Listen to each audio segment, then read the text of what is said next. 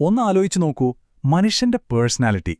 അത്രയും കോംപ്ലക്സായ ഒന്നിനെ നമുക്ക് സയൻസ് വെച്ച് കൃത്യമായി അളക്കാനും പ്രവചിക്കാൻ വരെ പറ്റുമോ? ഇതൊരു ഭയങ്കര ചോദ്യമാണല്ലേ? ഇതിന്റെ ഉത്തരം കണ്ടെത്താൻ നടന്ന ഒരു ശ്രമത്തെക്കുറിച്ചാണ് നമ്മളിന്ന് സംസാരിക്കാൻ പോകുന്നത്. അതെ, ഇതാണ് നമ്മുടെ ഇന്നത്തെ പ്രധാന ചോദ്യം. ഒരാളുടെ സ്വഭാവം, അയാളുടെ തീരുമാനങ്ങൾ, പെരുമാറ്റ രീതികൾ, ഇതൊക്കെ മുൻകൂട്ടി പറയാൻ പറ്റുന്നൊരു ഫോർമുലയോ മറ്റോ കണ്ടുപിടിക്കാൻ പറ്റുമോ? ശരിക്കും അങ്ങനെയൊന്നും സാധ്യമാണോ? അപ്പോ ഈയൊരു വലിയ ചോദ്യത്തിന് അതെ, പറ്റുമെന്ന് ഉറച്ച ശബ്ദത്തിൽ മറുപടി പറഞ്ഞ ഒരാളുണ്ടായിരുന്നു. അദ്ദേഹമാണ് നമ്മുടെ ഇന്നത്തെ കഥയിലെ പ്രധാനി, സൈക്കോളജിസ്റ്റ് റെയ്മണ്ട് കാറ്റിൽ. പേഴ്സണാലിറ്റി എന്ന് പറയുന്നത് എന്തോ യാദൃച്ഛികമായി സംഭവിക്കുന്ന ഒന്നല്ല. അതിന് കൃത്യമായൊരു ഘടനയും ചിട്ടയുമൊക്കെയുണ്ടെന്ന് അദ്ദേഹം ഉറച്ചു വിശ്വസിച്ചു. അപ്പോ എന്തായിരുന്നു കാറ്റൽ പരിഹരിക്കാൻ നോക്കിയ ആ വലിയ പ്രശ്നം? വെറുതെ ആളുകളെ നോക്കി അവൻ അങ്ങനെയാണ്, ഇവൾ ഇങ്ങനെയാണ് എന്നൊക്കെ പറയുന്നതിനപ്പുറം പേഴ്സണാലിറ്റിയെ ഒരു ശാസ്ത്രീയ നിയമം പോലെ, ഒരു സയന്റിഫിക് ലോ പോലെ മാറ്റിയെടുക്കുക. അതായിരുന്നു അദ്ദേഹത്തിന്റെ ലക്ഷ്യം. ഇവിടെയാണ് കാറ്റിലിന്റെ ചിന്തയുടെ ഭംഗി. അദ്ദേഹം പറഞ്ഞത് കേൾക്കൂ. ഒരു പ്രത്യേക സാഹചര്യത്തിൽ ഒരാൾ എന്തു ചെയ്യുമെന്ന് പ്രവചിക്കാൻ സഹായിക്കുന്ന ഒന്നാണ് വ്യക്തിത്വം.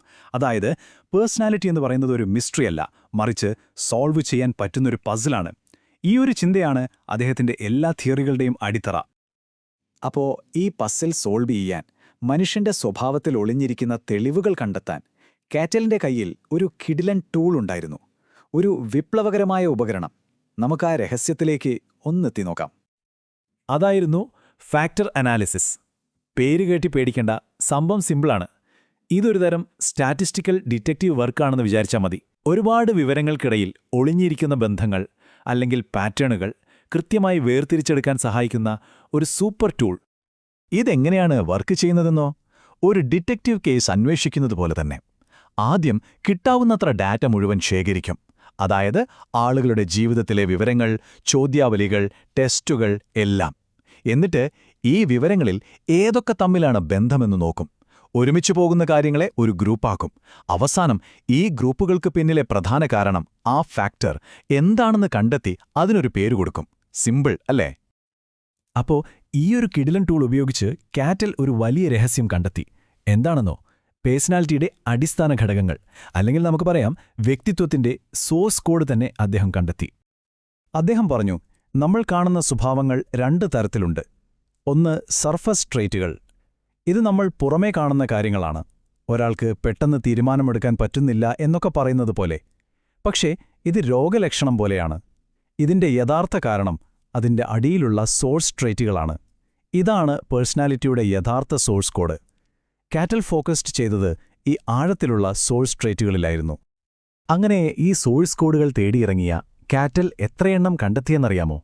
ഒരു സാധാരണ മനുഷ്യന്റെ വ്യക്തിത്വത്തിന്റെ അടിത്തറയായി അദ്ദേഹം കണ്ടെത്തിയത് വെറും 16 സോഴ്സ് ട്രേറ്റുകളാണ്.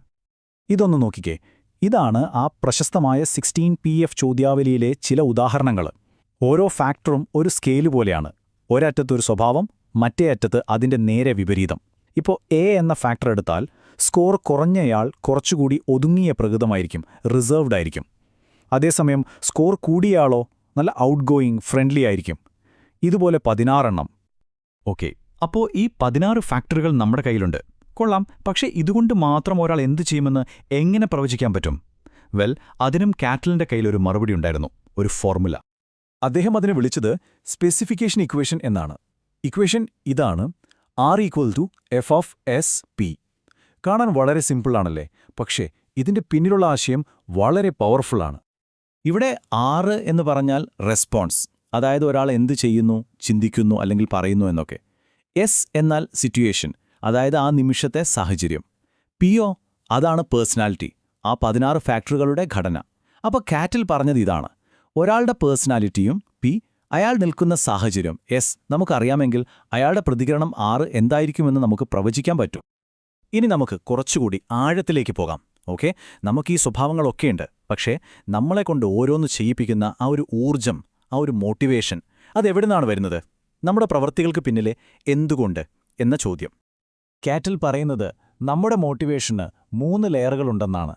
ഏറ്റവും ഉള്ളിൽ, ഏറ്റവും അടിസ്ഥാനപരമായി വരുന്നത് എർഗുകളാണ്. ഇത് നമ്മുടെ ജന്മനായുള്ള ഡ്രൈവുകളാണ്. വിശപ്പ്, ഭയം, സെക്യൂരിറ്റി, അങ്ങനെയുള്ള കാര്യങ്ങൾ. അതിനു മുകളിലുള്ള ലെയറാണ് സെന്റിമെന്റ്സ്. ഇത് നമ്മൾ പഠിച്ചെടുക്കുന്ന മോട്ടിവേഷനാണ്. നമ്മുടെ കുടുംബത്തോടുള്ള സ്നേഹം, ജോലിയിലുള്ള താൽപ്പര്യം, ഇതൊക്കെ. ഏറ്റവും പുറമേയുള്ള ലെയറാണ് ആറ്റിറ്റ്യൂഡ്.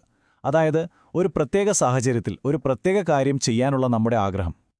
പക്ഷേ ഏറ്റവും രസകരമായ കാര്യം ഇതൊന്നും ഒറ്റയ്ക്കൊറ്റയ്ക്ക് നിൽക്കുന്നില്ല എന്നതാണ്. ഇതെല്ലാം തമ്മിൽ ബന്ധിപ്പിച്ചിരിക്കുന്ന ഒരു വലിയ നെറ്റ്വർക്കുണ്ട്. ആ നെറ്റ്വർക്കിനെയാണ് കാറ്റൽ ഡൈനാമിക് ലാറ്റിസ് എന്ന് വിളിച്ചത്. ഇതെങ്ങനെയാണ് കണക്റ്റ് ആയിരിക്കുന്നതെന്ന് നോക്കാം. ഒരു ഉദാഹരണം പറയാം. എനിക്ക് ഈ പരീക്ഷയ്ക്ക് പഠിക്കണം എന്നുള്ളത് ഒരു ആറ്റിറ്റ്യൂഡാണ്, അല്ലേ? ആ ആറ്റിറ്റ്യൂഡ് എവിടെ നിന്നാണ് വരുന്നത്? ഒരുപക്ഷെ കരിയറിൽ വിജയിക്കണം എന്ന സെന്റിമെന്റിൽ നിന്നാകാം. ശരി, ആ സെന്റിമെന്റ് എവിടെ നിന്നാണ് വരുന്നത്? അത് ചിലപ്പോൾ ആത്മാഭിമാനം അല്ലെങ്കിൽ സെൽഫ് അസേർഷൻ എന്ന ബേസിക് എർഗിൽ നിന്നായിരിക്കാം. കണ്ടോ ആ കണക്ഷൻ? നമ്മുടെ ഓരോ ചെറിയ ആഗ്രഹത്തിന് പിന്നിലും ഇങ്ങനെ ഒരു വലിയ ശൃംഖല പ്രവർത്തിക്കുന്നുണ്ട്. ഓക്കെ, അപ്പോൾ നമുക്കൊരു സ്റ്റെപ്പ് പുറകോട്ട് വന്ന് ഇതിൻ്റെയൊക്കെ ഒരു വലിയ ചിത്രം നോക്കാം. കാറ്റലിൻ്റെ ഈ വർക്കിൻ്റെ പ്രാധാന്യം എന്താണ്? അതിൻ്റെ ലെഗസി എന്താണ്? എല്ലാവരും ചോദിക്കുന്നൊരു ചോദ്യമുണ്ടല്ലോ, സ്വഭാവം പാരമ്പര്യമായി കിട്ടുന്നതാണോ അതോ വളരുന്ന സാഹചര്യം കൊണ്ടാണോ എന്ന്. അതിനും കാറ്റലിൻ്റെ കയ്യിലൊരു കണക്കുണ്ടായിരുന്നു. അദ്ദേഹം പറഞ്ഞത് നമ്മുടെ സ്വഭാവത്തിൻ്റെ ഏകദേശം 1/3 ഭാഗം പാരമ്പര്യവും ബാക്കി 2/3 ഭാഗവും നമ്മുടെ സാഹചര്യങ്ങളും അനുഭവങ്ങളുമാണ് തീരുമാനിക്കുന്നതെന്നാണ്.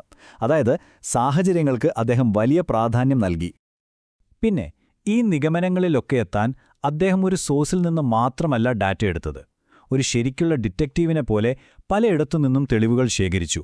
ആളുകളുടെ ലൈഫ് റെക്കോർഡ്സ്, അതായത് എൽ ഡാറ്റ, അവരോട് തന്നെ ചോദിക്കുന്ന ചോദ്യാവലികൾ, അതായത് ക്യൂ ഡാറ്റ, പിന്നെ ലാബിൽ വെച്ച് നടത്തുന്ന ഒബ്ജക്റ്റീവ് ടെസ്റ്റുകൾ, അതായത് OT ഡാറ്റ, എല്ലാം അദ്ദേഹം ഉപയോഗിച്ചു. അപ്പോൾ കാറ്റലിൻ്റെ അൾട്ടിമേറ്റ് ഗോൾ എന്തായിരുന്നു? പേഴ്സണാലിറ്റിയുടെ ഒരു കംപ്ലീറ്റ് മാപ്പ് ഉണ്ടാക്കുക. ഫിസിക്സിലോ കെമിസ്ട്രിയിലോ ഉള്ളതുപോലെ സൈക്കോളജിയിലും കൃത്യമായ പ്രവചനങ്ങൾ നടത്താൻ കഴിയുന്ന ഒരു ശാസ്ത്രം വളർത്തിയെടുക്കുക. അതായിരുന്നു അദ്ദേഹത്തിൻ്റെ വലിയ സ്വപ്നം. അവസാനമായി ഒരു വലിയ ചോദ്യം. നമ്മുടെ പേഴ്സണാലിറ്റീനെ ഇങ്ങനെ അളക്കാനും നമ്മുടെ പെരുമാറ്റം പ്രവചിക്കാനുമൊക്കെ പറ്റുമെങ്കിൽ പിന്നെ നമ്മുടെ ഫ്രീ വിൽ, നമ്മുടെ ഇച്ഛാശക്തിക്ക് എവിടെയാണ് സ്ഥാനം? നമ്മുടെ ഓരോ തീരുമാനവും മുൻകൂട്ടി നിശ്ചയിക്കപ്പെട്ടതാണോ? ഈയൊരു ചോദ്യം നിങ്ങൾക്കായി വിട്ടുതന്നുകൊണ്ട് ഈ വിശകലനം നമുക്കിവിടെ നിർത്താം.